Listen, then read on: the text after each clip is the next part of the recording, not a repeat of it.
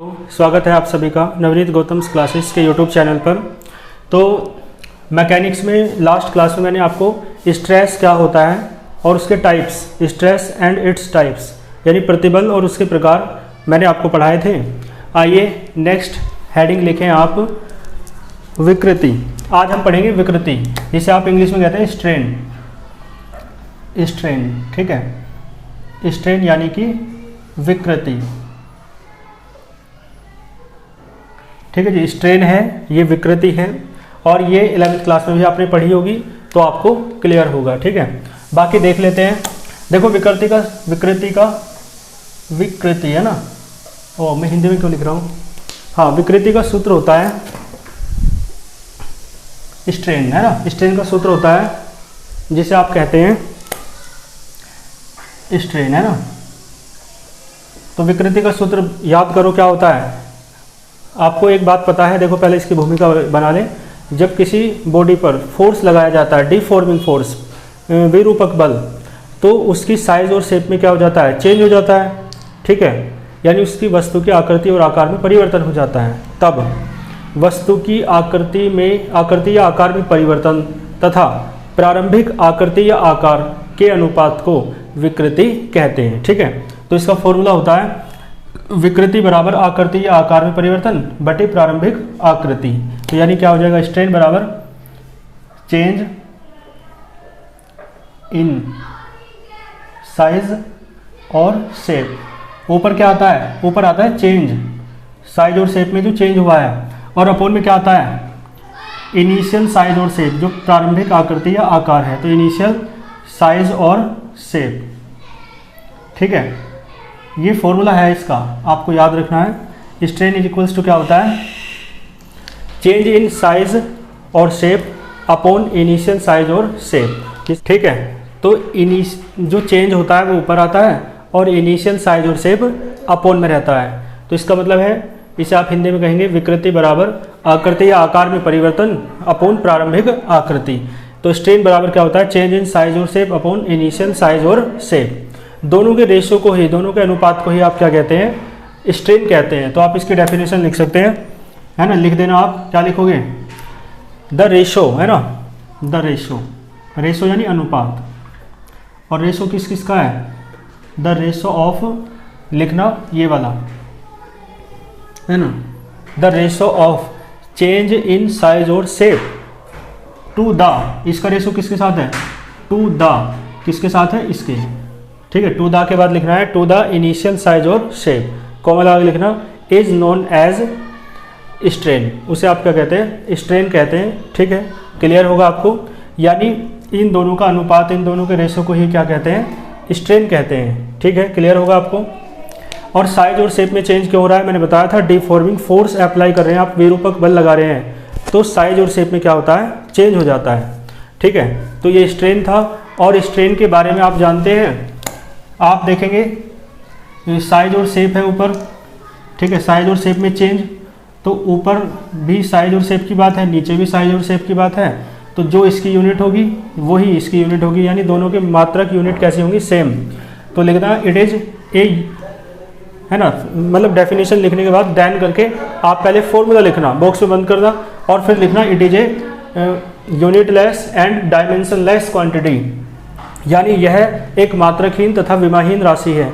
Unitless है, कैसी है, यूनिटलेस, यानी इसका कोई मात्रक, इसकी कोई यूनिट नहीं है। तो it is unitless and dimensionless, यानी विमाहीन राशि है, डायमेंशनलेस। ठीक है जी, तो ये यूनिटलेस है और डायमेंशनलेस क्वांटिटी है, कोई दिक्कत वाली बात नहीं होगी। ठीक है, तो ये थी आपकी स्ट्रेन। अब इसके टाइप्स के बारे में पढ़ लेते हैं, इसके टाइप्स क्या क्या होते हैं। तो हेडिंग डालो, इसके बाद हेडिंग हो जाएगी टाइप्स ऑफ स्ट्रेन। इसका डेफिनेशन और इसके बारे में जो मैंने बताया आपको, आपने समझ लिया होगा अच्छे से। हेडिंग क्या है, टाइप्स ऑफ स्ट्रेन, जिसे आप क्या कहेंगे, विकृति के प्रकार। ठीक है, टाइप्स ऑफ स्ट्रेन, जैसे स्ट्रेस के प्रकार पढ़े थे उसी प्रकार स्ट्रेन यानी विकृति के प्रकार पढ़ेंगे, टाइप्स ऑफ स्ट्रेन। देखो ये भी 3 प्रकार का होता है, इसमें लिखना इट इज ऑल्सो ऑफ, या ऑल्सो मत लगाना, इट इज ऑफ 3 टाइप्स, 3 प्रकार की होती है विकृति, आपको पता हो तो। पहला होता है अनुदैर्ध्य विकृति, जिसे आप कहेंगे लॉन्गिट्यूडनल स्ट्रेन। ठीक है, बिल्कुल बेसिक बातें चल रही हैं, कोई नई बात आपके लिए नहीं है, 11th में भी थी। इसे आप कहते हैं अनुदैर्ध्य विकृति, अनुदैर्ध्य विकृति। और आपने देखा है जब स्ट्रेस के टाइप चल रहे थे तो पहला जो स्ट्रेस था वो भी लॉन्गिट्यूडनल स्ट्रेस था। पहला प्रतिबल कौन सा था? अनुदैर्ध्य प्रतिबल। और उसी प्रकार ये है अनुदैर्ध्य यानी कि लॉन्गिट्यूडनल। तो देखो इसका भी फॉर्मूला होता है, उसी के आधार पर इसकी डेफिनेशन दे सकते हैं आप। तो लॉन्गिट्यूडनल स्ट्रेन, इसका फॉर्मूला होता है, देखो जब आपने स्ट्रेस पढ़ा था तो आपने देखा लॉन्गिट्यूडनल स्ट्रेस कब आता है? जब फोर्स अप्लाई करते हैं लेंथ के अलोंग। किसके अलोंग? लेंथ के अलोंग। जैसे आप समझने के लिए देख सकते हैं, जैसे कोई बॉडी है और इस पर फोर्स लग रहा है लेंथ के अलोंग, मान लो बाहर की ओर लग रहा है इधर से और इधर से बाहर की ओर लग रहा है। मैंने बताया या तो दोनों बाहर की ओर हो सकते हैं या दोनों अंदर की ओर हो सकते हैं, लेकिन लंबाई के अनुदिश तो है ना, लेंथ के अलोंग तो है, इसलिए ये फोर्स कैसा है? लेंथ के अलोंग। तो जब आप फोर्स लगाएंगे तो आप देखेंगे इसकी लेंथ में क्या हो जाएगा? चेंज हो जाएगा, लंबाई लेंथ बढ़ जाएगी। ठीक है, और यदि ऐसे लगाओगे अंदर की ओर तो लेंथ घट जाएगी। इसका मतलब है चाहे तो इंक्रीमेंट हो, वृद्धि हो, चाहे कमी हो यानी कि डिक्रीमेंट हो, दोनों ही स्थितियों में आप उसे चेंज कह सकते हैं। भाई वृद्धि भी कमी भी, इंक्रीमेंट भी डिक्रीमेंट भी है तो चेंज ही, परिवर्तन। तो इसका मतलब है लेंथ में चेंज हो रहा है इसमें। ठीक है, जब लॉन्गिट्यूडनल स्ट्रेस की बात आती है तो फोर्स लगता है लेंथ के अलोंग, तो इसलिए चेंज भी किसके अलोंग होगा? लेंथ के अलोंग। ठीक है, या तो लेंथ बढ़ जाएगी या घट जाएगी, वो फोर्स पर डिपेंड करेगा, डायरेक्शन पर। यदि बाहर की ओर फोर्स लग रहा है तो डायरेक्शन कैसी है? कैसी है फोर्स की? बाहर की ओर, मतलब है ना, और लंबाई क्या हो जाएगी? बढ़ जाएगी। फोर्स अंदर की ओर लगाओगे तो आप देखेंगे डायरेक्शन अंदर की ओर है फोर्स की, तो आप देखेंगे लेंथ क्या हो जाएगी? कम हो जाएगी। ठीक है, क्योंकि फोर्स की डायरेक्शन अंदर की ओर है। समझ में आ रही है बातें? तो लॉन्गिट्यूडनल स्ट्रेन में क्या होता है? लेंथ के अलोंग फोर्स लगता है, लॉन्गिट्यूडनल स्ट्रेस में तो लेंथ के अलोंग ही चेंज होता है। और मैंने बताया स्ट्रेन का फॉर्मूला क्या है? चेंज अपॉन इनिशियल, यानी परिवर्तन अपॉन प्रारंभिक। तो यहाँ पर भी ऊपर चेंज रहेगा, लेकिन चेंज किस में हो रहा है? आप समझ सकते हैं लंबाई में हो रहा है, लेंथ में हो रहा है। तो चेंज इन, ठीक है, चेंज भी कई प्रकार के होते हैं। ठीक है, लेंथ में चेंज हो सकता है और सरफेस एरिया में चेंज हो सकता है ना, और वॉल्यूम में चेंज हो सकता है। तो देखो यहाँ पर फॉर्मूला कौन सा हो जाएगा? लॉन्गिट्यूडनल स्ट्रेन बराबर, यानी इसे हिंदी में कहेंगे अनुदैर्ध्य विकृति बराबर लंबाई में परिवर्तन बटे प्रारंभिक लंबाई। तो कहेंगे लॉन्गिट्यूडनल स्ट्रेन बराबर change in length, change in length और अपॉन इनिशियल लेंथ यानी प्रारंभिक लंबाई, change in length upon initial length, ये आपका फॉर्मूला हो जाएगा। ठीक है जी, इसमें कोई भी दिक्कत नहीं होगी। और देखो मान के चलो तो इसकी डेफिनेशन देनी है पहले तो अभी, है ना, तो आप लिखना दोनों का रेशो है, इसी प्रकार लिख देना द रेशो ऑफ, या अनुपात, रेशो क्या होता है? अनुपात। The ratio of change in length to the किसके साथ है? अनुपात to the initial length, comma लगा के, is known as longitudinal strain, है ना। और इसे डिनोट वगैरह नहीं करते हैं तो लॉन्गिट्यूडनल स्ट्रेन कहेंगे। और देखो आप एक डायग्राम बना सकते हो। देखो डायग्राम बना लो, मान लो कोई रोड है, क्या है? कोई रोड है। इस रोड की जो लेंथ है आप कितनी मान सकते हो? L मान सकते हो, L। इस रोड की लेंथ कितनी है? L। अब इस पर फोर्स लगाया हुआ है बाहर की ओर, इस तरफ। ठीक है, फोर्स की डायरेक्शन कहाँ है? बाहर की ओर। तो आपको पता है इसकी लेंथ में क्या हो जाएगा? इंक्रीमेंट हो जाएगा। देखो दूसरे मार्कर से बनाता हूँ, इसकी लेंथ क्या हो जाएगी? बढ़ जाएगी, क्योंकि इलास्टिक बॉडी है ना,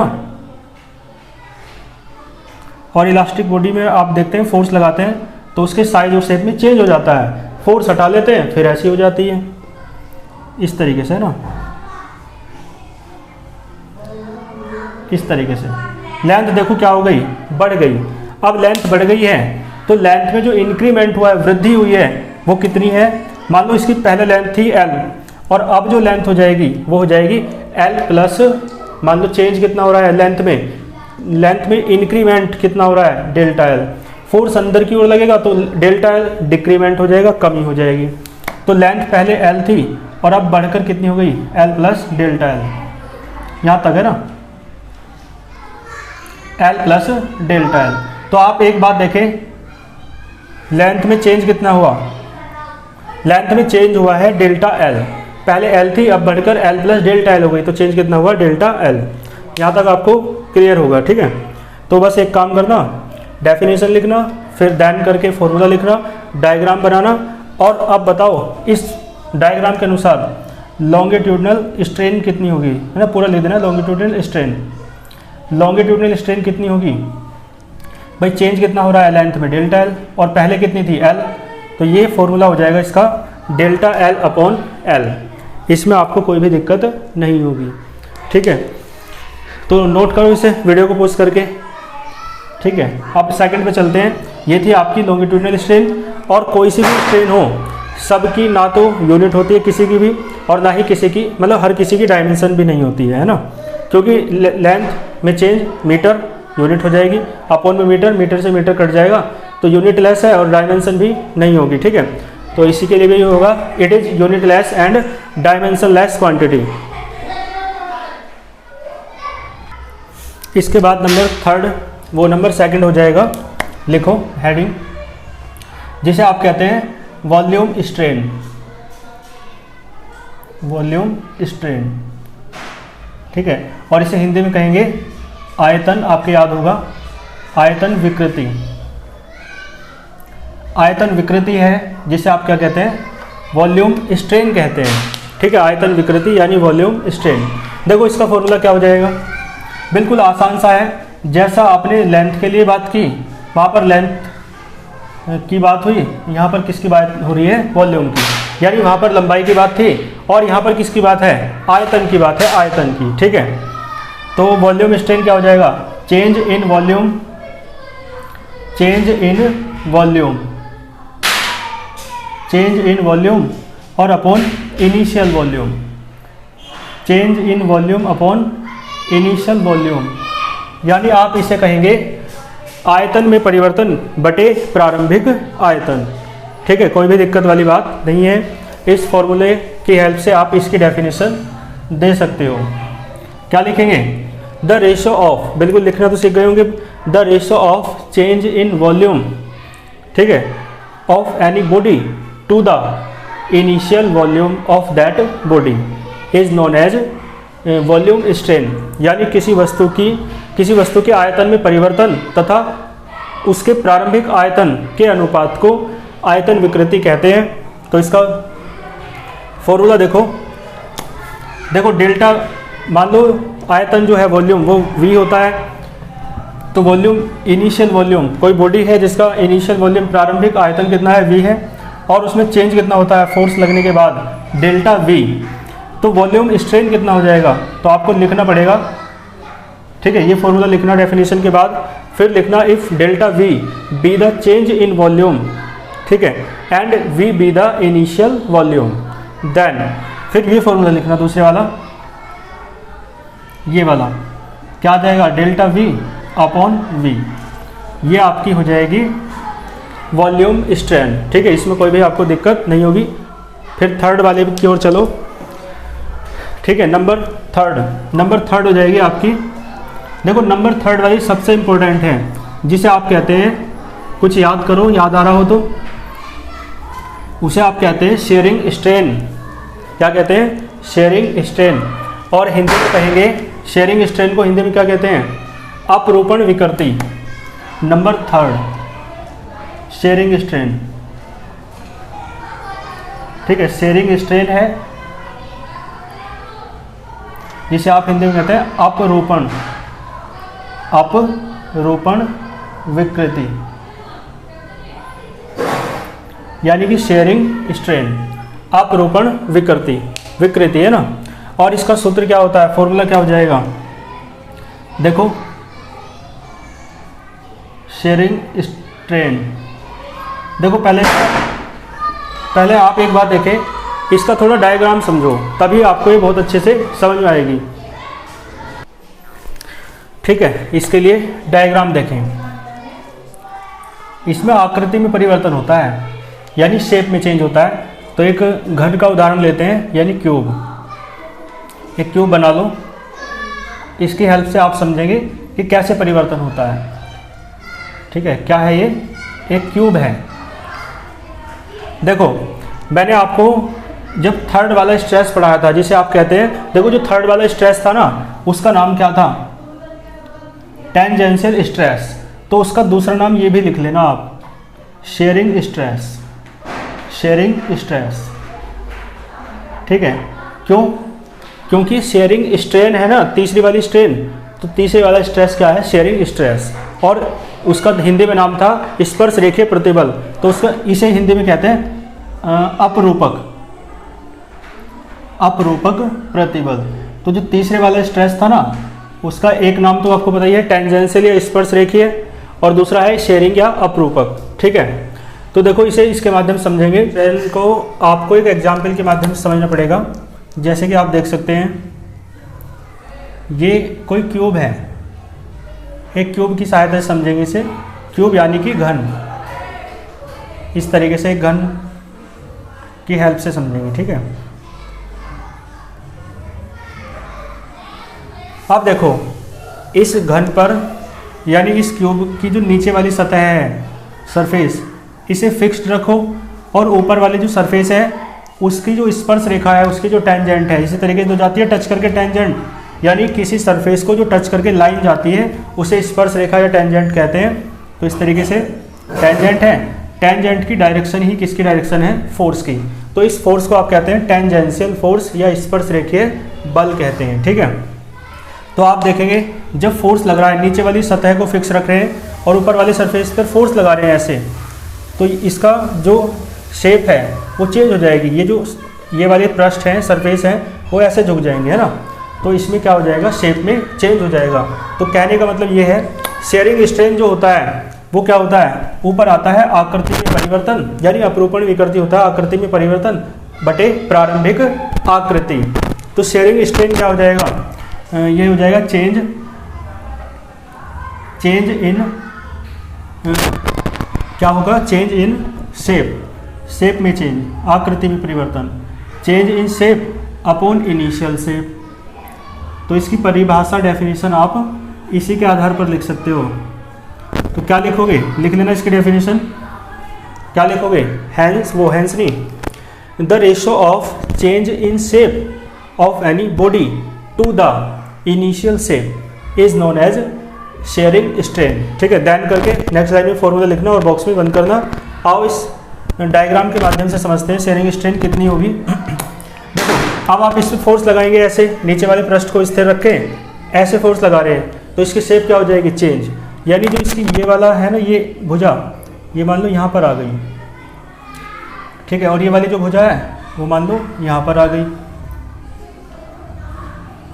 है ना, इस तरीके से। ठीक है जी, तो ये दोनों में क्या हुआ? चेंज हुआ।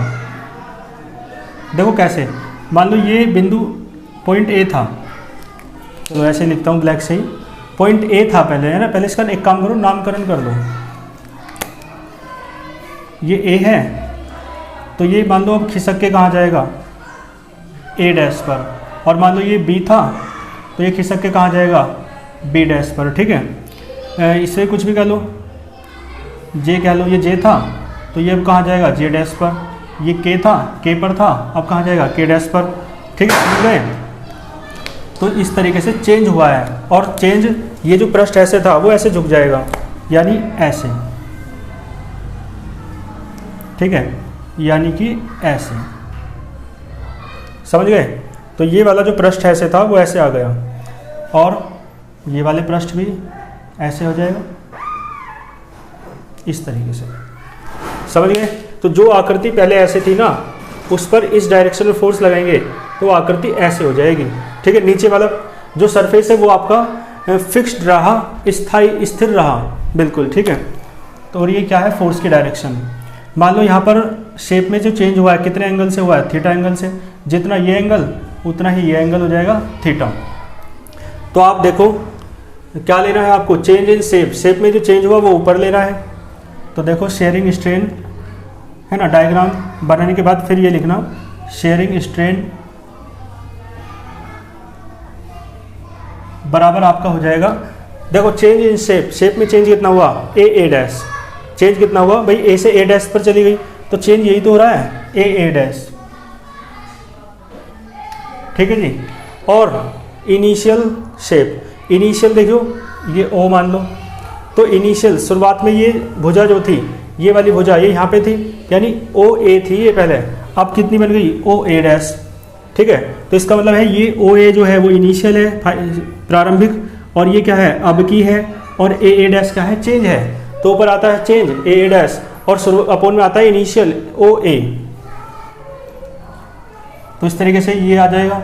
और आप देखेंगे देखो ये राइट एंगल ट्राइंगल बन रहा है, साइड में आप देख सकते हो in right angle triangle O A dash, समकोण त्रिभुज है ओ ए डैश, वो ओ ए डैश। तो आप देखो tan थीटा बराबर क्या हो जाएगा, लंब बटे आधार, यानी tan थीटा बराबर होता है परपेंडिकुलर अपॉन बेस, परपेंडिकुलर है आपका ए डैश और बेस है आपका ओ ए। तो आप पाएंगे ये किसके बराबर आ जाएगा, शेयरिंग स्ट्रेन जो है आपके किसके बराबर आएगी tan थीटा के।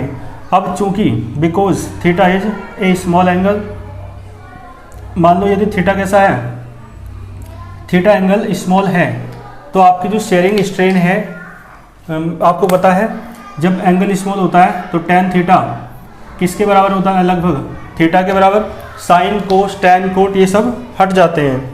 तो शेयरिंग स्ट्रेन का जो फॉर्मूला आएगा आपका, शेयरिंग स्ट्रेन वो कितना आएगा थीटा के बराबर आएगा, ठीक है। शेयरिंग स्ट्रेन कितनी होती है, थीटा होती है। तो अपरूपण विकृति मैंने आपको पढ़ा दी है, इसे नोट करो। चलते हैं फिर आगे, आइए चलते हैं फिर नेक्स्ट हेडिंग पर। नेक्स्ट टॉपिक है आपका, ये स्ट्रेन आपकी कंप्लीट हुई, स्ट्रेन और उसके टाइप्स। तो नेक्स्ट हेडिंग डालो हुक्स लॉ। आपने ये पढ़ा होगा 11th क्लास में, हुक्स लॉ, इसे आप कहते हैं हुक का नियम, ठीक है। हुक का नियम, हुक के का नियम नहीं है, हुक का नियम है ना, हुक्स लॉ। तो देखो ये क्या होता है, ये आपके याद होगा, आपने पढ़ा है स्ट्रेस प्रतिबल और दूसरा पढ़ा है विकृति यानी स्ट्रेन। तो देखो रूल ये कहता है कि जो स्ट्रेन है ना और जो स्ट्रेस है वो दोनों एक दूसरे के कैसे होते हैं, डायरेक्टली प्रोपोर्शनल होते हैं। स्ट्रेस और स्ट्रेन दोनों एक दूसरे के डायरेक्टली प्रोपोर्शनल होते हैं। लेकिन ये बात यानी इसका मतलब ये हुआ कि किसी स्ट्रेस तो समझते हैं ना आप, यूनिट सरफेस एरिया पर जो भी इंटरनल रिएक्शन फोर्स लगता है उसे आप स्ट्रेस कहते हैं। और स्ट्रेन मैंने बताया चेंज इन साइज और शेप अपॉन साइज और इनिशियल साइज और शेप, दोनों को रेशो को क्या कहते हैं, स्ट्रेन कहते हैं। तो इसका मतलब है आप स्ट्रेस जितना ज़्यादा बढ़ाओगे बॉडी पर, स्ट्रेन उतनी ही अधिक होगी। भाई जितना ज़्यादा फोर्स लगाओगे चेंज उतना ही अधिक होगा, ये बात तो आपको क्लियर है। तो लेकिन ये बात केवल कब है, in the limit of elasticity, प्रत्यास्थता की सीमा के भीतर।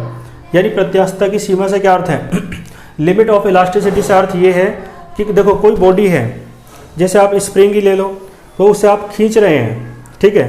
तो आप उसे खींचो तो आप देखेंगे स्प्रिंग का साइज क्या हो जाएगा, बढ़ जाएगा। और फिर आप पाएंगे स्प्रिंग का साइज बढ़ गया है, लेकिन आप उसे खींचते रहो, तो आप एक स्थिति ऐसी आएगी कि स्प्रिंग खींची जाएगी पूरी, है ना, पूरी खींच जाएगी। और फिर आप चाहे डिफॉर्मिंग फोर्स को हटा लो, अपरूपक वो विरूपक बल को हटा लो, तब भी वो अपनी प्रारंभिक स्थिति में नहीं आएगी, ठीक है। ये होती है प्रत्यास्थता की सीमा, यानी केवल उस लिमिट तक आपको काम करना है जिस लिमिट तक इलास्टिसिटी की लिमिट जो होती है ना, कहने का मतलब समझ गए आप। स्प्रिंग को केवल उतना खींचना है ताकि आप उसे छोड़ दें तो फिर वो वहीं आ जाए। इतना नहीं फोर्स लगाना है कि आप उसे खींचते हैं तो वो खींच ही जाती है, फिर अपनी प्रारंभिक स्थिति में, इनिशियल स्टेट में नहीं आ पाती है, ठीक है। समझ गए होंगे आप। ठीक है, तो इसका मतलब है in the limit of elasticity, यानी प्रत्यास्थता की सीमा के भीतर किसी वस्तु में उत्पन्न प्रतिबल उसकी वस्तु की, है ना, किसी वस्तु में उत्पन्न प्रतिबल वस्तु की विकृति के अनुक्रमानुपाती होता है। ठीक है, लिखेंगे इन the limit of elasticity. Limit of elasticity का अर्थ यह है केवल तब तक जब तक बॉडी में इलास्टिसिटी की प्रॉपर्टी है, केवल तब तक। भाई स्प्रिंग एक बार जब ज़्यादा खिंच जाएगी तो फिर वो अपनी प्रारंभिक अवस्था में नहीं आएगी, इसका मतलब है उसके अंदर इलास्टिसिटी की, प्रत्यास्थता की जो प्रॉपर्टी थी, गुण था, वो खत्म हो गया। तो इन द, केवल कब तक ये रूल अप्लाई होता है, कब तक ये लॉ अप्लाई है, जब तक बॉडी में इलास्टिसिटी की प्रॉपर्टी हो, और ये केवल इलास्टिक बॉडीज़ के लिए है लॉ। और हम पढ़ भी क्या रहे हैं, इलास्टिसिटी पढ़ रहे हैं, इलास्टिक बॉडीज़ के बारे में पढ़ रहे हैं। तो इन द लिमिट ऑफ इलास्टिसिटी यानी प्रत्यास्थता की सीमा के भीतर। ठीक है, तो इन the limit of elasticity stress, कौन सा स्ट्रेस जो प्रोड्यूस हो रहा है किसी बॉडी में, आपको पता है स्ट्रेस क्या होता है। तो स्ट्रेस प्रोड्यूस्ड, मैंने बताया यूनिट एरिया पर लगने वाले इंटरनल रिएक्शन फोर्स को ही आप स्ट्रेस कहते हैं, पढ़ा चुका हूं मैं। तो stress produced in any body वो होता है डायरेक्टली प्रोपोर्शनल, इज, है ना, अनुक्रमानुपाती, is directly proportional, is directly proportional. किसके डायरेक्टली प्रोपोर्शनल है, स्ट्रेन के, टू द स्ट्रेन। ठीक है, टू द स्ट्रेन। स्ट्रेन कौन सी, जो वस्तु की है ना, तो to the strain of that body. That body यानी वही वस्तु, है ना, कौन सी वस्तु, यही वाली जो पहले, जिसकी बात पहले की। क्लियर है, तो ये इसका स्टेटमेंट है in the limit of elasticity stress produced in any body is directly proportional to the strain of that body. ठीक है, यानी किसी वस्तु के प्रत्यास्थता की सीमा के भीतर किसी वस्तु में उत्पन्न प्रतिबल, ठीक है, किसी वस्तु में उत्पन्न प्रतिबल उस वस्तु की विकृति के अनुक्रमानुपाती होता है। तो ये दैट इज करके लिखना आप, अर्थात करके, that is stress is directly proportional to the strain. और आप देखेंगे, है ना, पहले डेफिनेशन फिर ये, और फिर आप देखेंगे स्ट्रेस अपॉन स्ट्रेन क्या आएगा, स्ट्रेस अपॉन स्ट्रेन आ जाएगा, है ना, 1। और इसे प्रोपोर्शनलिटी साइन को, इस अनुक्रमानुपातिक नियतांक को हटाते हैं तो आप पाते हैं, क्या पाते हैं, एक कांस्टेंट आ जाता है। और इस कांस्टेंट को यहाँ पर कैपिटल ई से डिनोट करेंगे। किससे डिनोट करेंगे, कैपिटल ई से। और इसे कहते हैं मॉड्यूलस ऑफ इलास्टिसिटी, यानी प्रत्यास्थता गुणांक। ठीक है, इसे क्या कहते हैं, प्रत्यास्थता गुणांक। तो वेयर करके लिख दो, वेयर इज इक्वल्स टू है प्रत्यास्थता गुणांक यानी मॉड्यूलस, गुणांक यानी मॉड्यूलस, मॉड्यूलस ऑफ इलास्टिसिटी। इसे मॉड्यूलस ऑफ इलास्टी, है ना, सिटी, मॉड्यूलस ऑफ इलास्टिसिटी कहा जाता है, प्रत्यास्थता गुणांक। ठीक है, ठीक है, तो नीचे लिख देना।